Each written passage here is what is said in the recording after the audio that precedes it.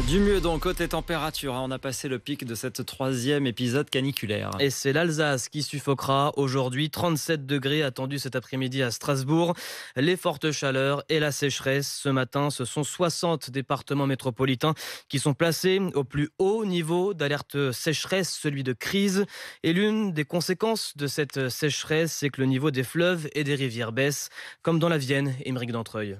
Au fond du lit de la Palue, Brice Nowoczelski, agent de la Fédération de pêche de la Vienne, observe avec tristesse les dernières flaques d'eau qui restent de la rivière. Tout est mort depuis belle lurette, ouais. C'est insupportable quoi. Je pêchais régulièrement cette rivière et là c'est foutu pour 10 ans. Au sol, parmi les mouches, des cadavres de poissons. En quelques semaines, 1000 km de cours d'eau se sont taris dans la Vienne, conséquence de la sécheresse, mais aussi de l'activité humaine. On a un gros impact, c'est l'irrigation agricole qui continue à faire du maïs à tout va. Mais là on est rattrapé par le réchauffement climatique et on se retrouve à marcher dans la rivière comme dans un chemin de randonnée. Pour le pêcheur, il faut vite changer la politique de gestion de l'eau. Le modèle agricole va devoir se remettre en question. Il va falloir miser sur des semences résistantes à la sécheresse, plus sur les cultures d'hiver comme le blé. Si cette année il n'y a pas de prise de conscience, quel coût ça va avoir de mettre en péril comme ça nos ressources d'eau potable. Pour la première fois, cette fragilité des cours d'eau impacte toute la France, assure Claude Roustan, président de la Fédération nationale de la pêche. Il ne faut pas que les milieux aquatiques soient la variable d'ajustement dans les mesures qui sont prises. Il faut que tous ceux qui sont consommateurs d'eau, agriculteurs, industriels, prennent conscience que la ressource va manquer dans l'avenir.